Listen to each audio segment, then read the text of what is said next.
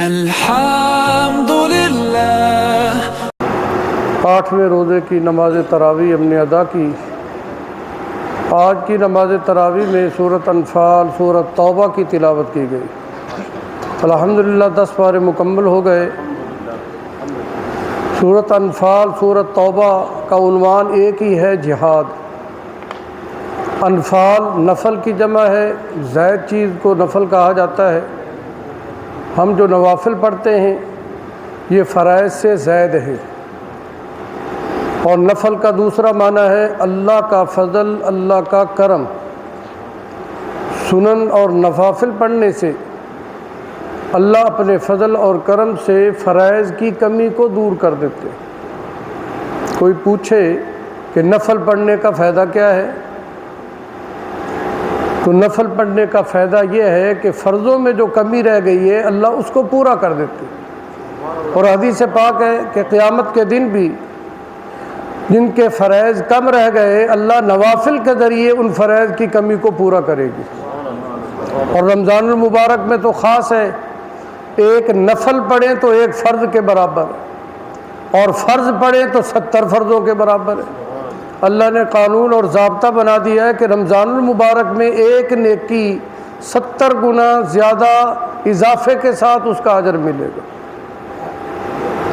رمضان میں لہٰذا کوئی عمرہ کرے تو 70 عمروں کا ثواب۔ رمضان میں کوئی قضا نمازیں بھی پڑھے، اب قضا نمازیں تو فرض ہیں، وہ فرائض ہیں، تو ایک ایک فرض پر 70 نمازوں کا ثواب ملے گا۔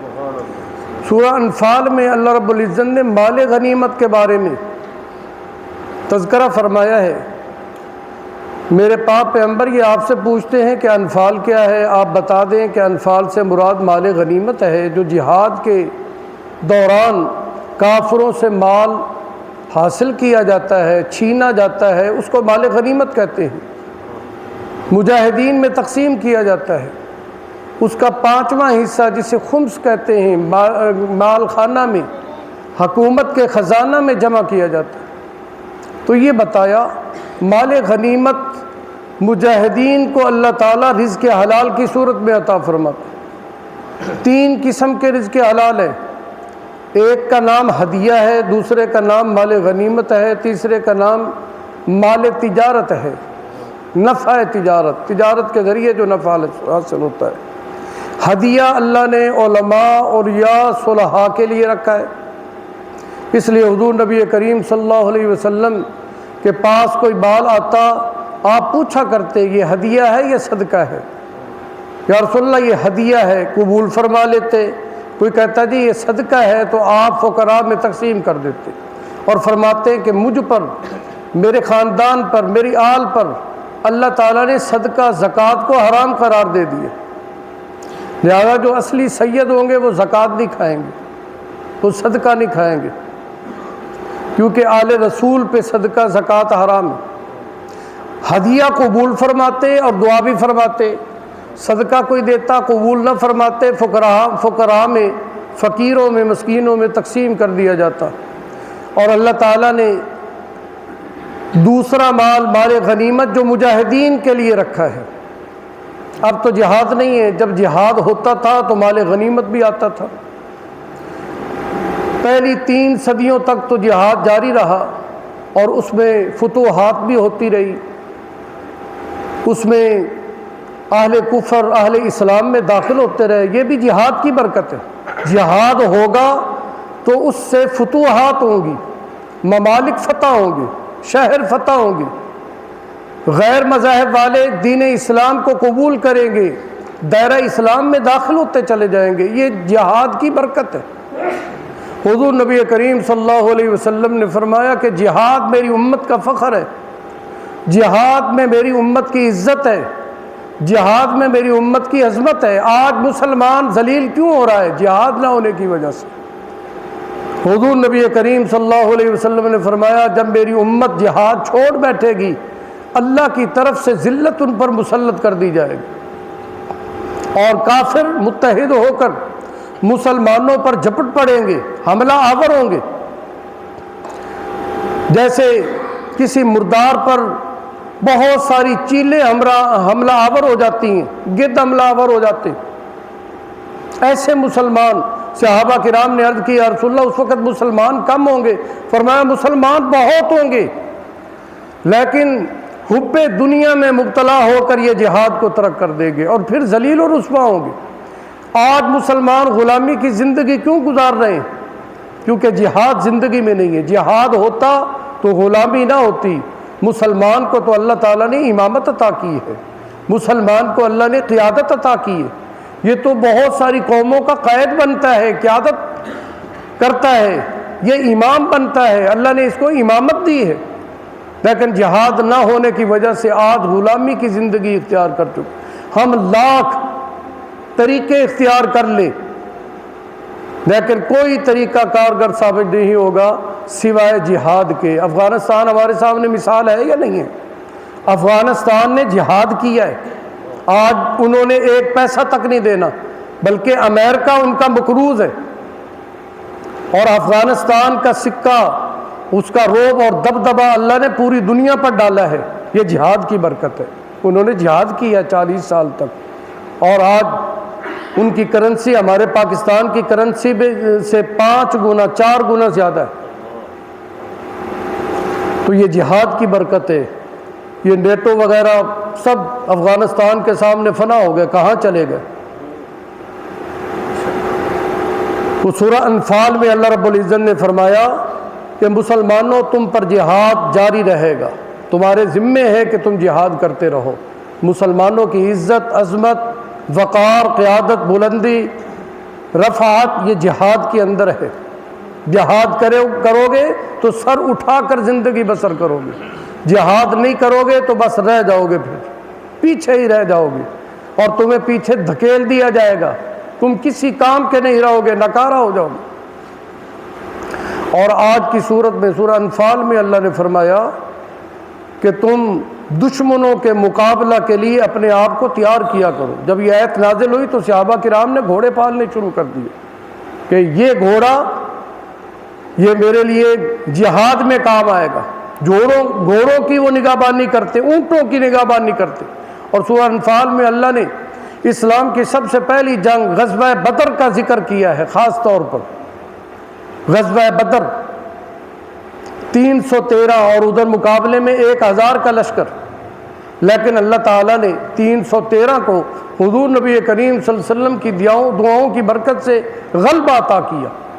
قلت کثرت پر غالب آ گئے، تھوڑے بہتوں پر غالب آ گئے، اور 70 مشرکین مکہ کے سردار واصل جہنم کیے گئے۔ آج بھی وہ کنواں میدان بدر میں موجود ہے جس میں ان کی لاشوں کو پاؤں سے گھسیٹ کر اس میں ڈالا گیا تھا۔ یہ اسلام کی پہلی جنگ ہے جس میں اللہ نے اسلام کو فتح عطا کی۔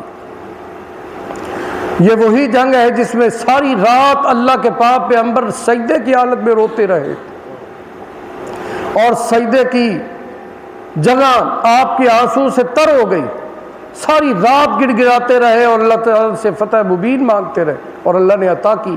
تھے تو 313، لیکن اللہ نے فتح و نصرت کے لیے، مدد کے لیے فرشتوں کو اتارا۔ جن پہاڑوں پر فرشتوں کا نزول ہوا تھا وہ پہاڑ پتھر کے تھے، لیکن فرشتے جب اترے تو وہ پہاڑ بھی ریت بن گئے۔ آج مقام بدر کی طرف جائے نا تو ریت کے پہاڑ آپ کو نظر آئیں گے، ان پہاڑوں پر فرشتے اترے تھے۔ اللہ نے 1000 کا لشکر نازل کیا، پھر 3000 کا، پھر اللہ نے 5000 کا لشکر نازل کیا۔ فرشتوں کے ذریعے اللہ تعالیٰ نے مدد کی، مجاہدین کی۔ حضور نبی کریم صلی اللہ علیہ وسلم نے نفس نفیس خود جہاد میں شرکت فرمائی۔ آپ اللہ کے نبی تھے اور مجاہد بھی تھے، اور آپ کی تلواریں تھیں، آپ کے نیزے تھے، آپ کے پاس گھوڑے تھے، آپ کے پاس اونٹ تھے، یہ جہادی سامان تھا آپ کے پاس۔ اور آج بھی ترکی میں، استنبول میں آپ کی تلواریں محفوظ ہیں، آپ کے نیزے، آپ کے تیر محفوظ ہیں، آج بھی خود آپ کی محفوظ ہے۔ یہ اللہ رب العزت نے قیامت تک محفوظ رکھنی ہے یہ چیزیں، حضور نبی کریم صلی اللہ علیہ وسلم کی بھی، صحابہ کرام پاک کی بھی۔ آگے سورۃ توبہ میں توبہ کا تذکرہ، اس لیے اس کا نام سورۃ توبہ ہے۔ اور آپ دیکھتے ہیں کہ سورۃ توبہ کی ابتدا میں بسم اللہ الرحمن الرحیم نہیں ہے، ہر سورت کے شروع میں بسم اللہ ہے، یہاں بسم اللہ کیوں نہیں؟ اس لیے کہ سورہ انفال سورۃ توبہ کا عنوان ایک ہے، اس لیے بسم اللہ کی یہاں ضرورت پیش نہیں آئی۔ اور دوسری بات یہ ہے کہ جب سورۃ توبہ اتاری گئی، اللہ نے نازل کی، تو بسم اللہ نہیں تھی اس میں، تو بغیر بسم اللہ کے اتاری گئی، اس لیے بغیر بسم اللہ کے ہی یہ پڑھی جاتی رہے گی قیامت کی صبح تک۔ سورۃ انفال سے جب ہم پڑھتے چلے آئیں تو آگے سورۃ توبہ ہے تو بسم اللہ پڑھنے کی ضرورت نہیں، البتہ اعوذ باللہ من الشیطان الرجیم پڑھ سکتے ہیں، لیکن ویسے اگر سورۃ توبہ سے تلاوت شروع کریں تو پھر اعوذ باللہ اور بسم اللہ بھی پڑھی جائے گی۔ سورۃ توبہ میں غزوہ حنین کا اللہ تعالیٰ نے ذکر فرمایا ہے اور واقعہ ہجرت کی تھوڑی سی جھلکی پیش کی ہے۔ حضور نبی کریم صلی اللہ علیہ وسلم حضرت ابو بکر صدیق کو لے کر ہجرت کی رات کو مکہ مکرمہ سے نکلے، جنوب کی جانب جانا تھا، شمال کی جانب مدینہ جانا تھا نا، تو مکہ سے مدینہ شمال کی جانب ہے، لیکن حضور شمال کی جانب نہیں گئے، جنوب کی جانب گئے۔ یہ بھی اس میں بھی حکمت عملی تھی، آپ صلی اللہ علیہ وسلم کی تلاش میں، کیونکہ دشمن تھے، ابو جہل نے اعلان کر رکھا تھا میں 100 اونٹ اس کو دوں گا جو میرے بھتیجے کی گردن کو مارے گا، نعوذ باللہ، جو قتل کرے گا، استغفر اللہ۔ تو دشمن تو آپ کی طاق میں تھے نا، ان کو پتہ تھا مدینے جائیں گے، وہ مدینے کے راستوں پہ پھرتے رہے، اور حضور صلی اللہ علیہ وسلم آدھی رات کے وقت حضرت ابو بکر صدیق کو لے کر تمام صحابہ میں صدیق اکبر کا انتخاب کیا ہجرت کی رات۔ یہ بھی آپ صلی اللہ علیہ وسلم کو حضرت صدیق اکبر سے والہانہ محبت تھی، کسی اور کے پاس نہیں گئے، لیکن حضرت ابو بکر صدیق کے دروازے پر پہنچے اللہ کے پاک پیغمبر، آپ آگے سے انتظار میں تھے، غلام بھی ساتھ تھا، اونٹنیاں بھی 2 آپ نے پال رکھی تھی، تیار کر رکھی تھی۔ جیسے ہی حضور تشریف لائے اونٹنوں پر سوار ہوئے، 3 دن کا کھانا ساتھ لیا، جنوب کی جانب چل پڑے۔ وہاں جبل ثور ہے، بہت بڑا پہاڑ ہے، بلندی پر پہاڑ ہے، تو اس پہاڑ کے اندر غار ہے، اس غار کو غار ثور کہا جاتا ہے۔ 2.5 گھنٹے کا سفر ہے جبل ثور کا۔ آپ میں سے کوئی شاید وہاں گیا بھی اور نوجوان بھی جائیں تو تھک جاتے، میں تو الحمدللہ بارہا گیا ہوں، جبل ثور پر بھی گیا ہوں اور غار ثور کی زیارت بھی کی، نفل بھی پڑھے۔ جبل نور پر جہاں غار حرا ہے، جہاں اللہ نے قرآن پاک کی پہلی آیات نازل کی تھی، وہاں بھی گئے۔ تو غار ثور پر حضور نبی کریم صلی اللہ علیہ وسلم حضرت ابو بکر صدیق کو لے کر پہنچ گئے۔ غار ثور کے اندر آپ 3 دن تک رہے۔ جب وہاں پہنچے تو حضور نبی کریم صلی اللہ علیہ وسلم سے عرض کی حضرت ابو بکر سے، آپ یہاں تشریف رکھیں، میں پہلے اندر جاتا ہوں اور اندر جا کر صفائی کرتا ہوں۔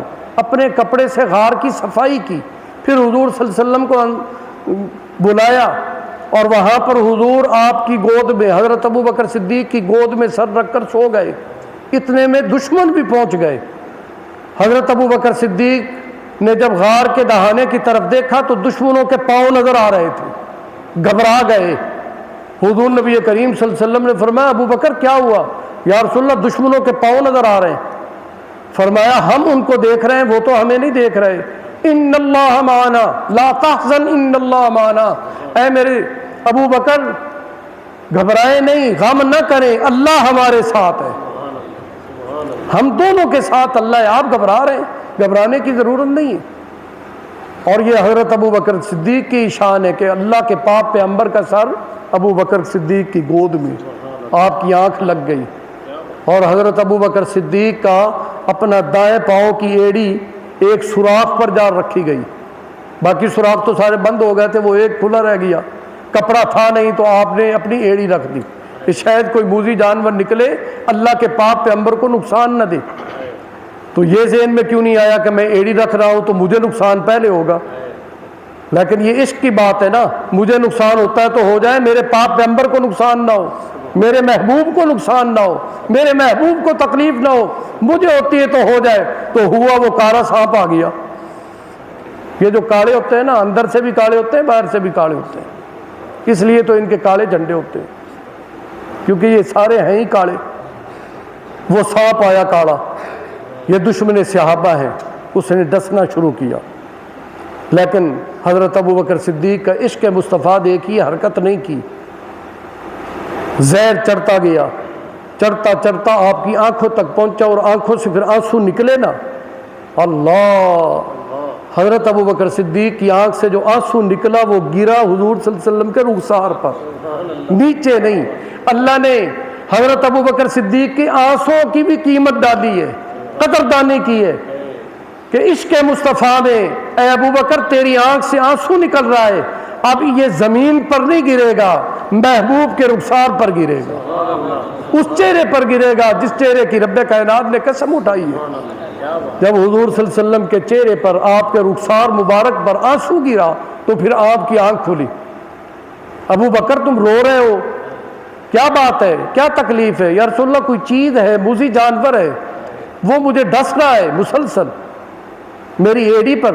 آپ نے فرمایا ایڑی ذرا میری طرف کرے، پاؤں حضور نبی کریم صلی اللہ علیہ وسلم کی طرف جب کیا، آپ نے ایڑی پر اپنے لعاب مبارک، تھوک مبارک آپ نے نکالی اور ایڑی پر لگا دی، درد دور اور زہر بھی ختم۔ ایسے ہو گئے کہ جیسے کوئی کسی چیز نے ڈسا ہی نہیں۔ اللہ تعالیٰ نے اپنے پیارے محبوب کے لعاب میں، تھوک مبارک میں یہ تاثیر رکھی تھی۔ حضرت علی کی آنکھیں دکھ رہی ہیں تو لعاب ڈالا گیا، آنکھیں ٹھیک ہو گئی۔ حضرت ابو بکر صدیق کی ایڑی پر سانپ نے ڈسا، لعاب رکھی گئی تو ٹھیک ہو گئی، زہر ختم ہو گئی۔